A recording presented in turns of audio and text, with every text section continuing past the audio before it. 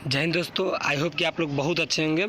तो दोस्तों आपको बता दें कि आज का जो इस क्लास में हम बात करेंगे जो कि इकोनॉमिक्स जो है चैप्टर नंबर 2 उसका जो अति लघु उत्तरीय प्रश्न के बारे में बात करें। ठीक है, तो आपका जो क्वेश्चन नंबर 2 अति लघु उत्तरीय प्रश्न, जिन चैप्टर का नाम जो अभी हम थोड़ा ऐसा ही करके कुछ है मतलब भूल गए हैं, यानी कि आप जो चैप्टर का नाम, तो चैप्टर नंबर 2 जो है इकोनॉमिक्स का, उसका जो हम चैप्टर नंबर 2 का जो है अति लघु उत्तरीय प्रश्न के बारे में बात करें। ठीक है, तो अब जो है क्वेश्चन आंसर के बारे में बात करें तो ठीक है, तो हमारा फर्स्ट क्वेश्चन है कि संसाधन के रूप में, यहाँ पे संसाधन के रूप में जनसंख्या से आप क्या समझते हैं। ठीक है, तो इसका जो बताना है कि संसाधन के रूप में जो आप जनसंख्या से आप क्या समझता है, वही हमको समझाना है। ठीक है, तो आपको बता दें कि इसका आंसर होगा कि आप क्या लिखेंगे कि प्राकृतिक संसाधन और भौतिक पूंजी के समान ही जनसंख्या भी एक संसाधन है। ठीक है, अब इसके बाद जिसे मानवीय पूंजी की संज्ञा दी जाती है। ठीक है, इसके सहयोग से ही वस्तुओं और सेवाओं का उत्पादन होता है। ठीक है, जनसंख्या के द्वारा ही किसी देश में श्रम की आपूर्ति यहाँ पे जो है आपको आपूर्ति की जाती है। ठीक है, जो उत्पादन के साधनों में सर्वाधिक यानी कि सबसे अधिक महत्वपूर्ण है। ठीक है, अब उसके बाद प्राकृतिक, ठीक है, यहाँ पे जो है क्या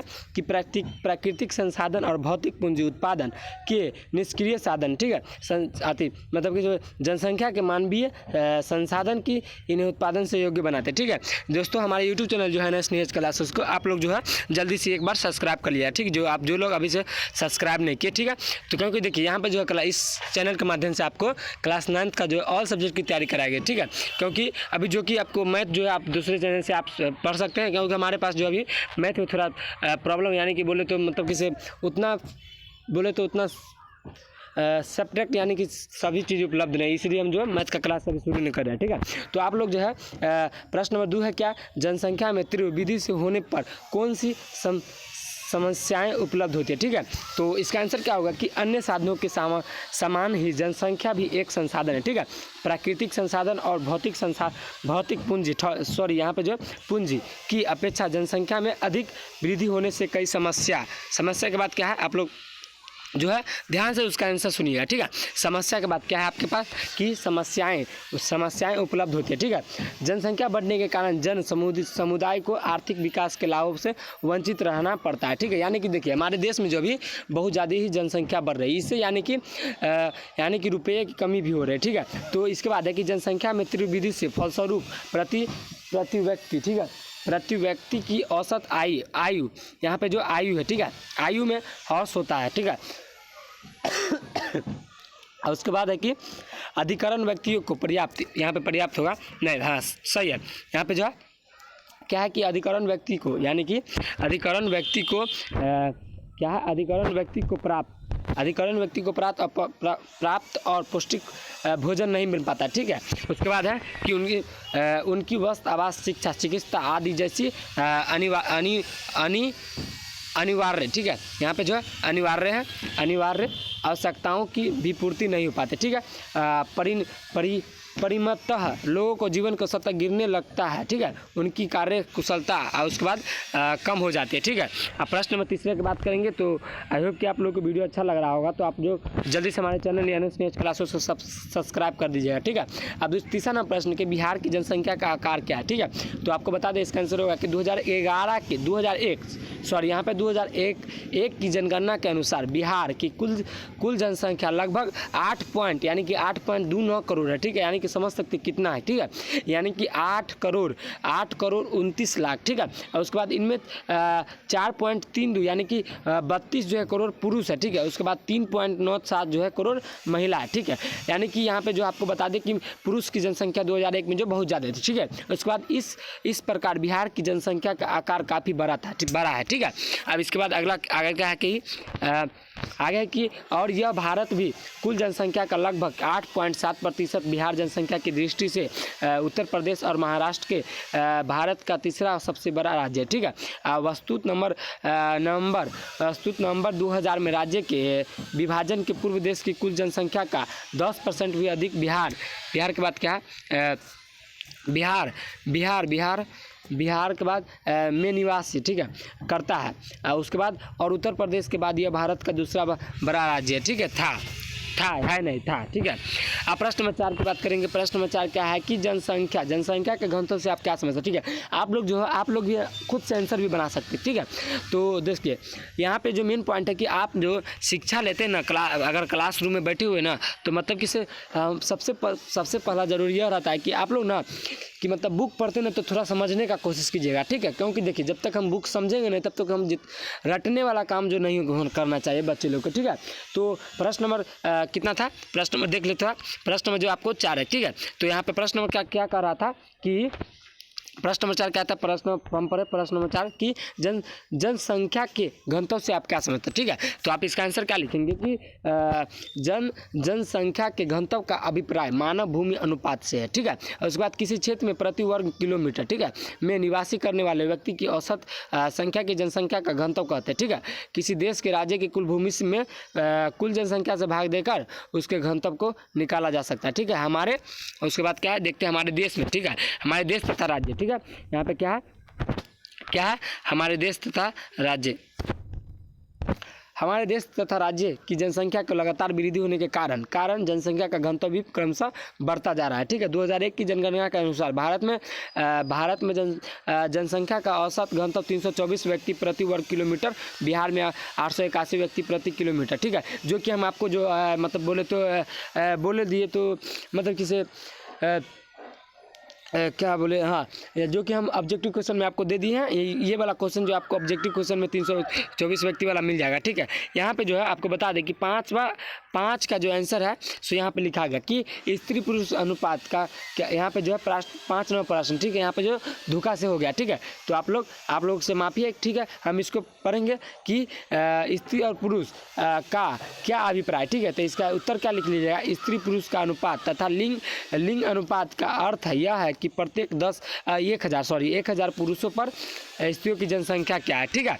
अब प्रश्न नंबर यहाँ पे जो है प्रश्न नंबर आपको 6, ठीक है, 5 हो गया आपको। प्रश्न नंबर 6 क्या है कि स्त्री पुरुष अनुपात की गणना किस प्रकार की जाती है, ठीक है। तो आपको बता दें तो इसका आंसर क्या होगा कि स्त्री पुरुष की अनुपात गणना 100,000 व्यक्तियों के आधार पर ही हो जाती है, ठीक है, पर की जाती है, सॉरी यहाँ पे की जाती है, ठीक है। उसके बाद ये एक साक्षर व्यक्ति को कौन है, ठीक है। उत्तर हो जाएगा जब एक निश्चित अथवा उससे अधिक आयु क्या व्यक्ति किसी भाषा में पढ़ रहा या लिख सकता है तो उसे साक्षर कहते हैं, ठीक है।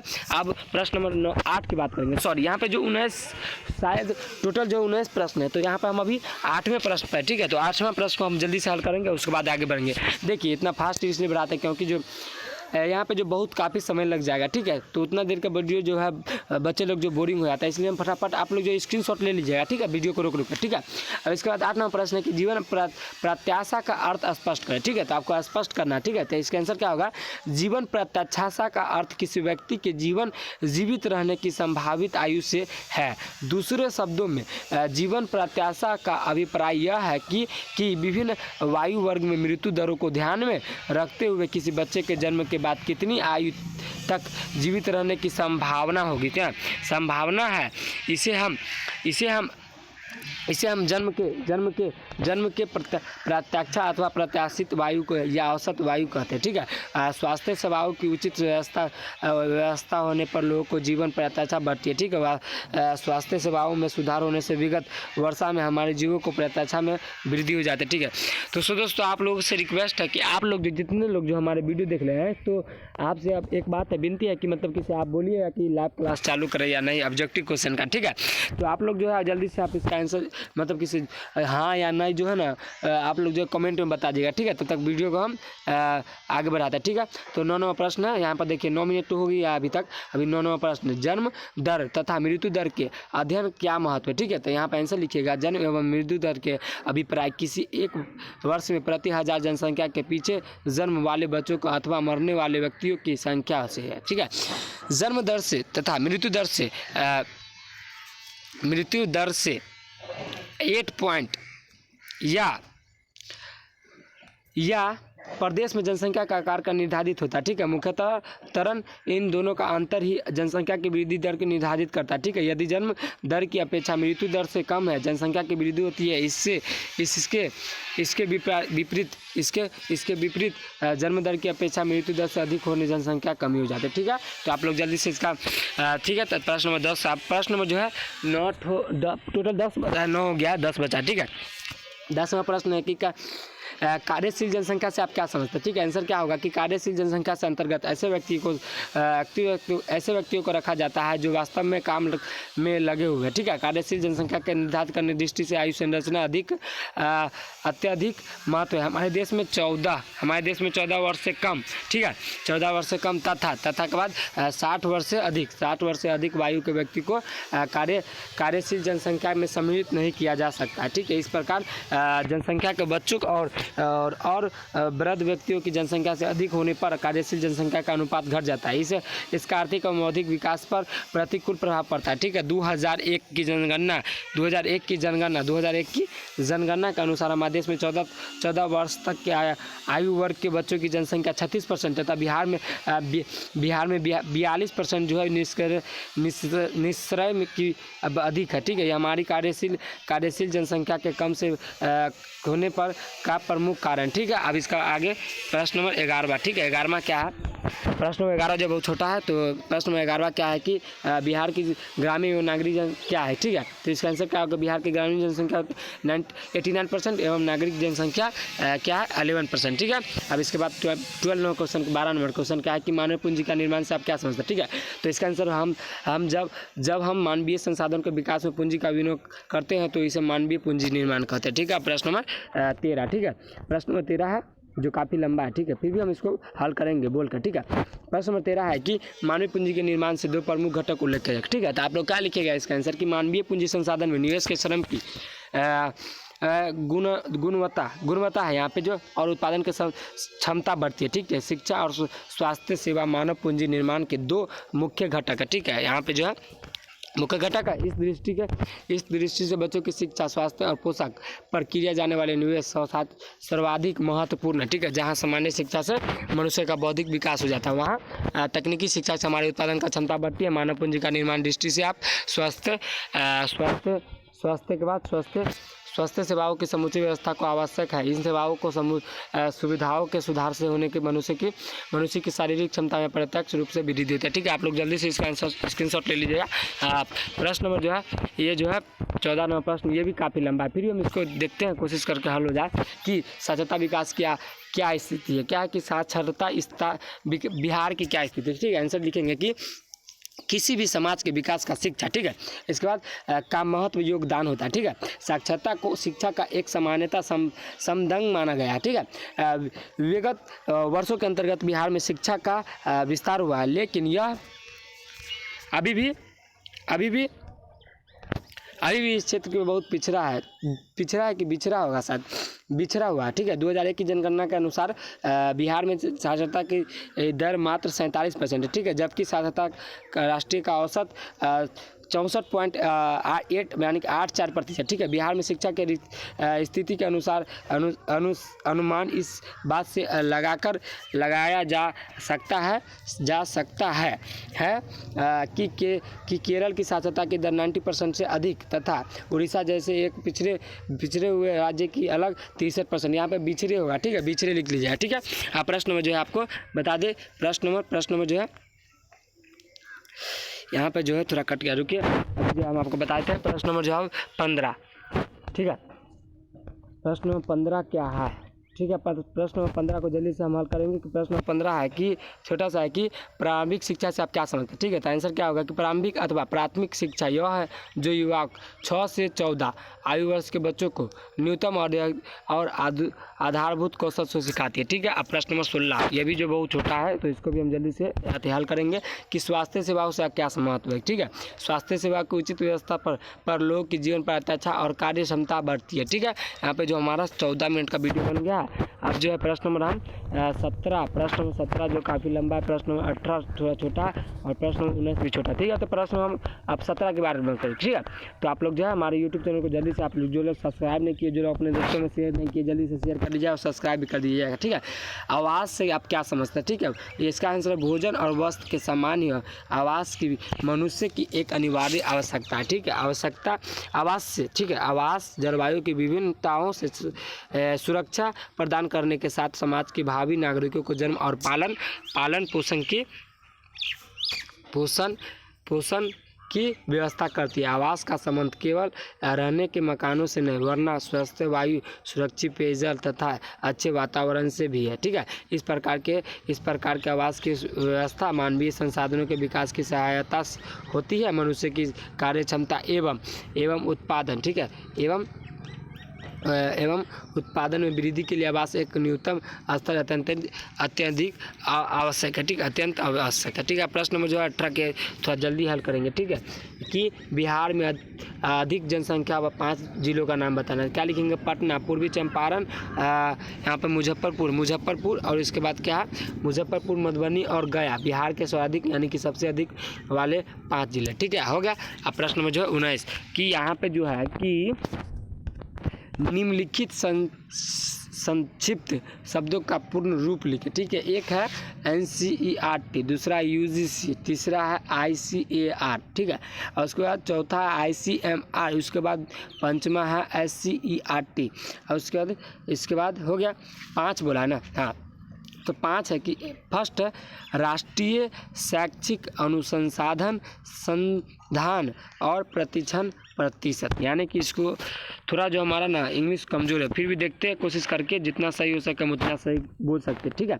तो यहाँ पे लिखा है national council of education research and training, ठीक है, और दूसरा है विश्वविद्यालय अनुवाद आयोग, ठीक है, यूनिवर्सिटी ग्रांट्स कमीशन, ठीक है, और उसके बाद तीसरा जो कि हम जो है मतलब किसे बोले तो इंग्लिश में मेरा गड़बड़ाता है तो गलती होगा, गलती सलती फिर भी हम पढ़ रहे कोशिश कर रहे हैं। तीसरा है कि भारतीय कृषि अनुसंधान परिषद, ठीक है।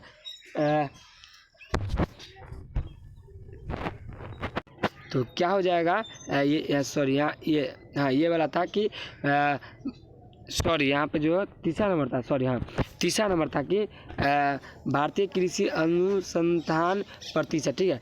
India council of agriculture research, ठीक है, यहाँ पे। उसके बाद चौथा नंबर क्या है कि भारतीय चिकित्सा अनुसंधान प्रतिशत, ठीक है, परिषद, India council of medical research, ठीक है। अब इसके बाद है पंचमा लास्ट वाला है कि राज्य शैक्षिक अनुसंधान एवं प्रशिक्षण प्रतिशत, ठीक है, state council of educational research and training, ठीक है। तो आई होप कि आप लोग को वीडियो अच्छा लगा हो तो लाइक कीजिएगा, कमेंट और शेयर, और हमारे यूट्यूब चैनल को जल्दी से आप लोग सब्सक्राइब कीजिएगा, ठीक है। तो इसी के आधार पर कल जो आपको मिल जाएगा जो कि आपको जीव विज्ञान का जो है चैप्टर का मिल जाएगा, ठीक है, चैप्टर नंबर 3 का मिल जाएगा, ठीक है। तो आप लोग जो है चैप्टर वाइज जो यहाँ पे जो इस चैनल के माध्यम से आपको चैप्टर बाय चैप्टर जो आपको तैयारी करा जाए, इसलिए यहाँ पे जो कोई घबराने की बात नहीं, हमारे चैनल को आप सब्सक्राइब कर लिए ताकि जो भी नए वीडियो डाले आपको आप पे मोबाइल पर नोटिफिकेशन ताकि गिर सके, ठीक है। तो मिलते हैं नेक्स्ट वीडियो में, तब तक के लिए जय हिंद, ठीक है। तो मिलते हैं नेक्स्ट वीडियो में।